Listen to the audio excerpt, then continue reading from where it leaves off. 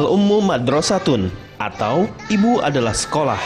Di pundak ibulah terletak tanggung jawab perkembangan ruhiyah, mental, akliyah intelektual, dan jasadiah fisik seorang anak. Seorang ibu adalah pemimpin bagi anak-anaknya dan rumah tangga suaminya. Hal ini telah diterangkan dalam sabda Rasulullah SAW yang artinya, setiap manusia keturunan Adam itu adalah pemimpin.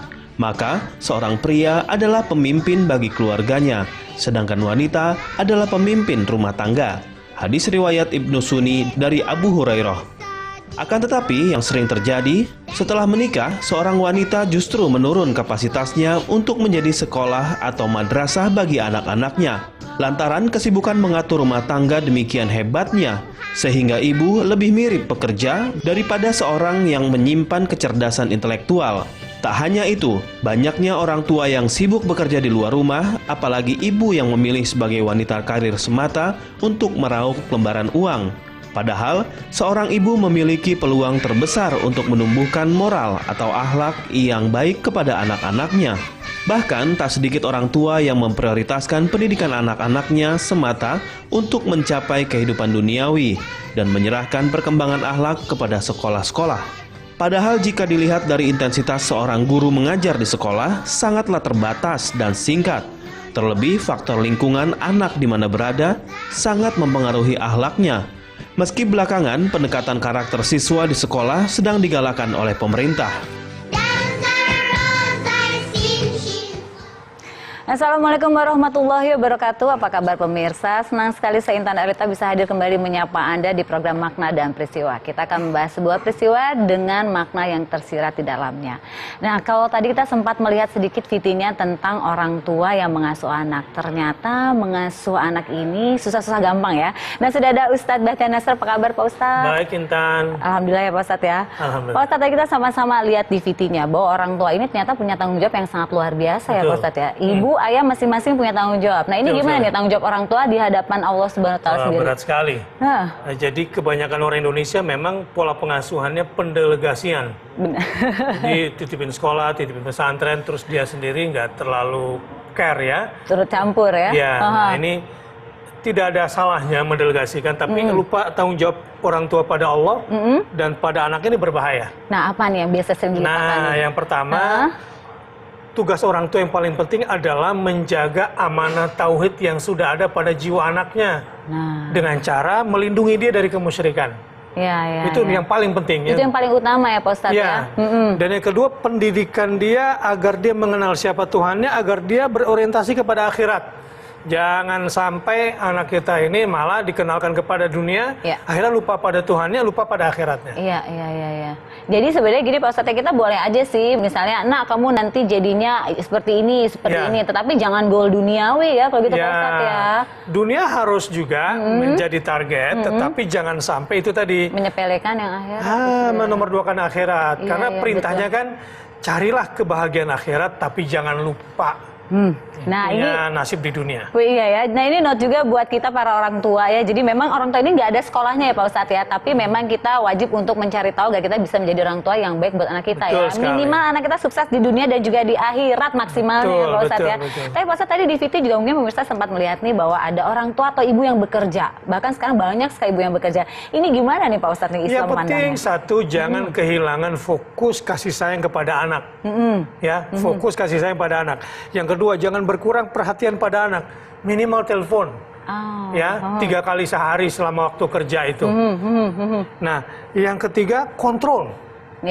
Jangan cuma percaya pada pembantu di rumah, atau jangan terlalu percaya cuma sekolah saja.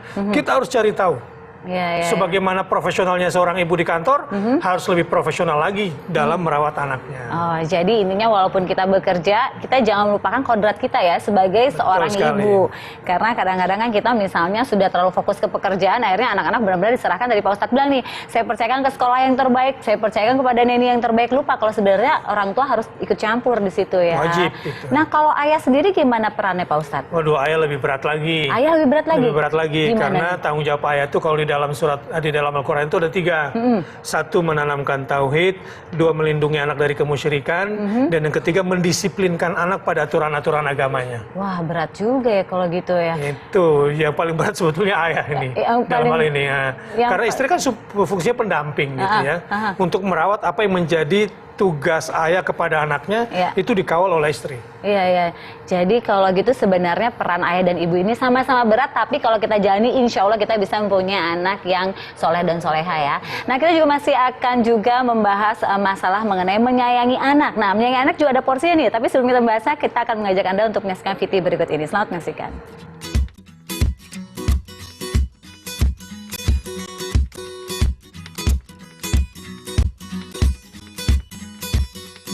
Jika kita sadari, menjadi orang tua memang tidak mudah karena belum ada buku panduan tentang proses pendidikan dan pengasuhan anak yang baku. Hal ini karena setiap anak adalah istimewa dan unik, sehingga membutuhkan perlakuan yang tidak sama pada tiap anak untuk menyikapi suatu perilaku. Tak heran jika sebagian orang tua keliru, ada yang terlalu berlebihan dalam mencurahkan kasih sayangnya, sehingga berdampak buruk bagi perkembangan kepribadian sang anak. Contohnya, orang tua yang terlalu menolong anak memakai baju, padahal sebenarnya anak bisa memakai sendiri. Memberikan berbagai macam benda atau sesuatu kepada anaknya yang bersifat materi juga kerap dilakukan. Lantas, apa sebenarnya yang dimaksud dengan memanjakan dan menyayangi terhadap anak? Secara umum, memanjakan berarti membiarkan anak menjadi penuntut egois yang tak mau menenggang orang lain. Sedang menyayangi atau mencintai adalah pengertian, belas kasih dan perhatian, sebagaimana diterangkan dalam sabda Rasulullah SAW yang artinya, siapa yang tidak mencintai, maka ia tidak akan dicintai. Ya, anak membutuhkan cinta sebagaimana mereka membutuhkan makan dan minum. Kebersamaan seorang ayah dan ibu dengan anak, mendengarkan penuh perhatian keluhan anak, menerima anak apa adanya, serta selalu memotivasi anak adalah wujud cinta orang tua. Namun, anak tidak membutuhkan kemanjaan yang akan menghambat dan merusak kepribadiannya.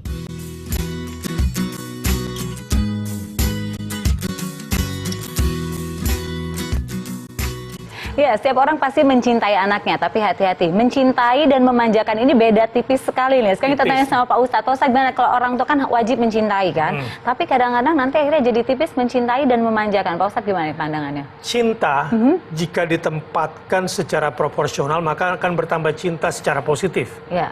Tapi cinta, jika ditempatkan di tempat negatif seperti memanjakan, akan menjadi amarah. Ini rumusnya. Ada 4 macam anak di dalam Al-Quran. Pertama, anak menjadi aksesoris. Jadi apa yang dia mau, yang dia minta dibelikan semua. Langsung dipenuhi gitu ya? Lama-lama ini anak akan menjadi fitnah. Dan puncaknya nanti anak akan menjadi aduun, menjadi musuh bagi orang tuanya. Yang bagus adalah agar anak menjadi qurrata a'yunin, menjadi permata hati bagi orang tuanya. Maksudnya ketika anaknya itu dididik ketaatan dan melakukan ketaatan, dan kemudian kita bersama-sama sekeluarga ini membawa anak kepada Allah Subhanahu wa taala. Nah, itu yang disebut dengan qurrata a'yun itu. Ya, nah di sini Pak Ustadz udah menggaris besar ini bahwa kalau misalnya kita mendidik anak dengan harta, maka takutnya nanti udah besar dia menjadi musuh bagi orang tuanya. Betul sekali. Didik anak secara agama, maka dia bisa menjadi kebanggaan bagi orang tuanya. Nah, kita akan kembali selain satu ini, jangan kemana-mana, tetap di Makna dan Peristiwa.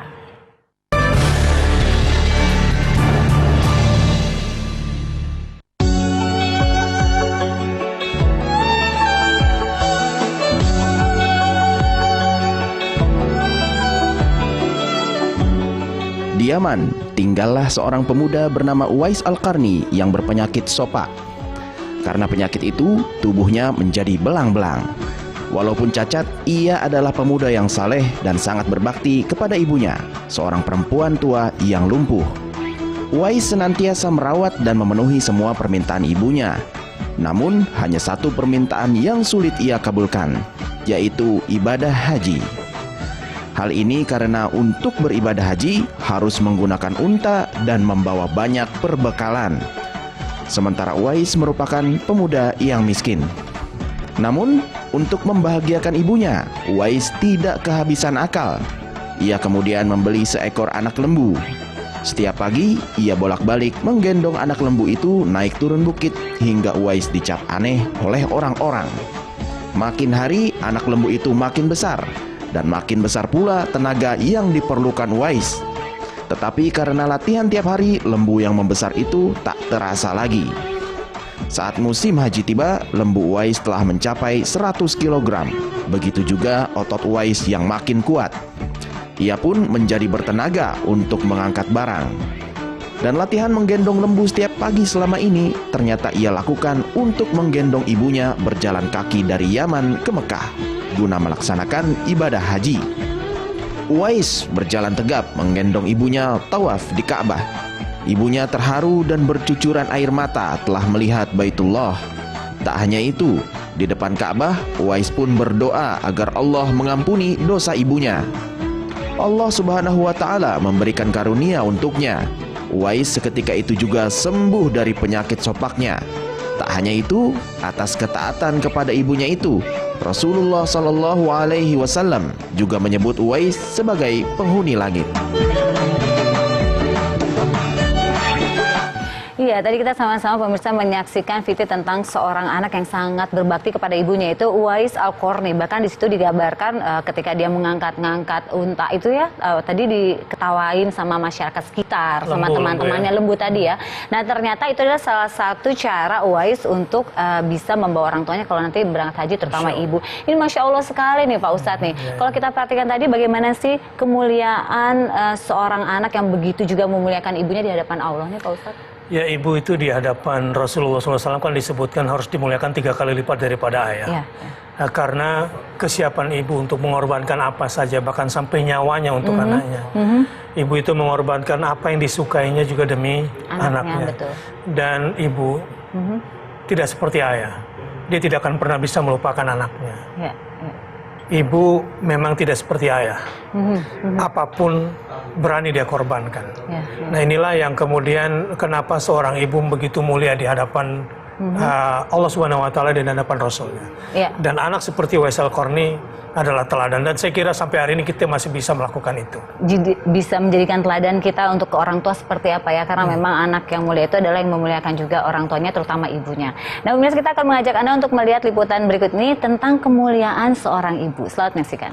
Bersinar kau bagai cahaya yang selalu beriku penerangan. Menjadi seorang ibu adalah peran yang sungguh mulia. Membawa janin dalam tubuhnya hingga 9 bulan lamanya, kemudian melahirkan dengan susah payah sampai mempertaruhkan nyawanya sendiri. Sementara ibu juga masih terus berkorban dengan menjaga anaknya siang dan malam, mendidik sebelum anak siap menghadapi dunia. Bahkan dalam Islam, seorang ibu memiliki kedudukan yang dimuliakan oleh Allah Subhanahu wa Ta'ala. Dengan segala kebaikan dan pengorbanannya diganjar dengan pahala yang pantas oleh Allah. Di antaranya, 2 rakaat sholat wanita yang hamil lebih baik dari 80 rakaat sholat wanita yang tidak hamil.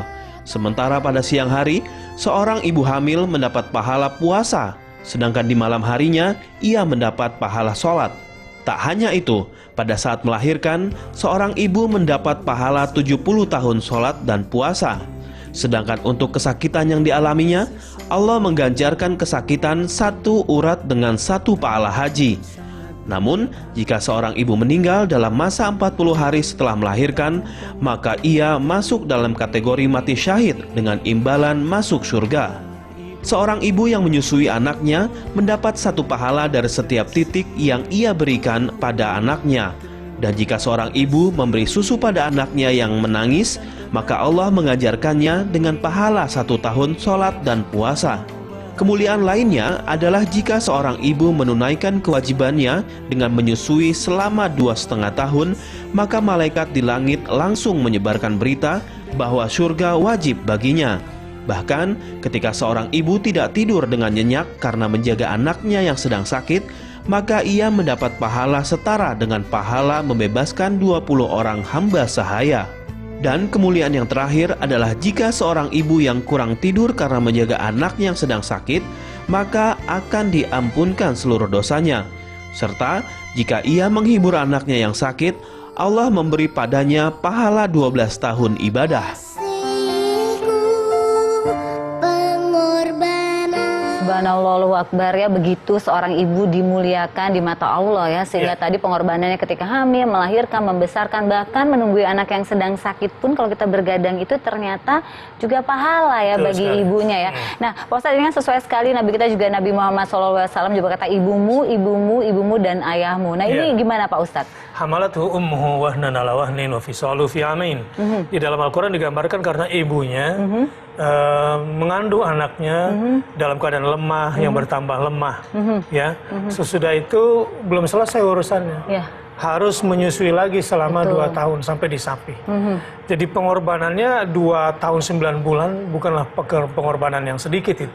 Iya, betul. Nah ya, tapi sayang juga ya kalau sampai ada yang menyanyiakan. Nah, ini berbicara menyanyiakan nih Pak Ustadz, banyak juga kan ibu yang mungkin suka memukul anaknya, atau mungkin yang kurang baik dilihatnya. Ini bagaimana nih Pak Ustadz? Ya sayang sekali bisa kehilangan pahalanya semua itu. Ya, apalagi suka mengungkit-ngungkit gitu ya. Mama dulu tuh kan waktu kamu. Nah, itu kalau gitu. bisa mama masukin lagi kamu ke perut mama kan. Iya, suka ada yang seperti itu. Nah, itu gimana tuh Pak Ustadz tuh? Ya janganlah, sebab suhtullah fi suhtil walidin. Murkanya Allah itu sangat dipengaruhi juga oleh murkanya orang tua. Ya, benar. Jadi kalau salah ngomong, salah marah, salah kutuk itu bisa terjadi loh sama anaknya. Ya Allah, jangan sampai kalau gitu kita juga orang tua harus bisa menjaga ya, udah capek-capek besarkan kita, ya. Dia, akhirnya kita sendiri yang merusaknya. Ya, benar sekali Pak Ustadz. Dan ini juga pembelajaran juga buat kita, bahwa kita harus hati-hati dengan lisan kita, karena sebenarnya ridhonya Allah ya ridhonya orang tua juga. Nah pemirsa, kita masih akan kembali setelah yang satu ini, tetap di Makna dan Peristiwa.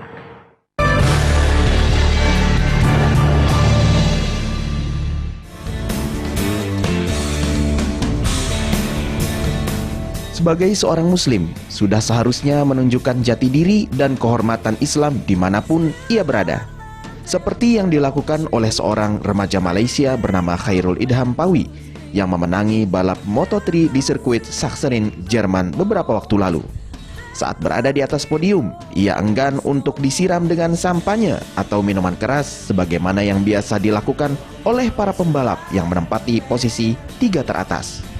Saat akan diguyur, remaja berusia 17 tahun itu memilih lari menghindar. Hal serupa ternyata juga pernah dilakukan Khairul saat menjuarai Grand Prix Argentina. Ia memilih menghindar saat prosesi menyiram sampanye dilakukan dan kembali ke podium usai prosesi tersebut selesai. Atas konsistensinya tersebut, Khairul mendapat sejumlah pujian karena tetap mempertahankan kesucian dari minuman keras.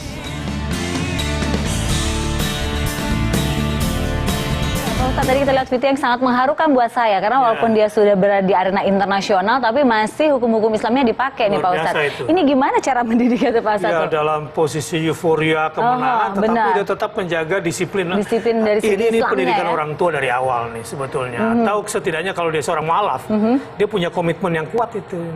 Jadi kita malu deh sebagai muslim kalau kayak gini ya. Benar sekali. Jadi intinya yang boleh kita ambil pemirsa, setinggi apapun nanti kita berprestasi di dalam negeri maupun di luar negeri nanti, di sana jangan pernah melupakan akan hukum Islam sendiri. Mungkin ya. bahasanya gini, kali waktu kita masih kecil kan berusaha berjuang untuk berdiri. Nanti ketika sudah mampu berdiri jangan lupa bersujud. Setuju sekali, jangan lupa untuk bersujud ya. Kalau gitu Pak Ustadz, gimana untuk kesimpulan untuk kali ini nih Pak Ustadz? Hari ini luar biasa. Tema kita yang pertama, betapa besarnya tanggung jawab orang tua di hadapan Allah Subhanahu Wa Taala. Khususnya ayah dan bunda nih ya, khususnya kepada anak kandungnya, bagaimana merawat dia untuk bisa kenal kepada Allah, berorientasi akhirat, terlindungi dari syirik, dan disiplin dengan ajaran agamanya. Yang kedua, kecintaan anak kepada kedua orang tuanya juga jangan sampai salah. Itu harus betul-betul dialokasikan di ketaatan. Kalau ceritanya Uwais Al-Qarni tadi luar biasa ya. Semoga kita dikaruniakan seperti itu anak kita nanti. Amin ya Rabbal Alamin. Dan yang terakhir, ketika euforia tetaplah ingat Allah Subhanahu Wa Taala. Ya, itu dia. Nah, itu intinya adalah bagaimana kita bisa insya Allah menjadi orang tua yang baik bagi anak-anak kita. Dan insya Allah kita juga bisa menjadi anak yang berbakti bagi orang tua kita sendiri. Dan ini adalah akhir dari Makna Peristiwa kali ini. Insya Allah kita ketemu lagi di lain kesempatan ya Pak Ustadz ya. Terima kasih banyak, dan kita ketemu lagi di lain kesempatan. Sampai jumpa. Assalamualaikum warahmatullahi wabarakatuh. Waalaikumsalam warahmatullahi wabarakatuh. Mereka diri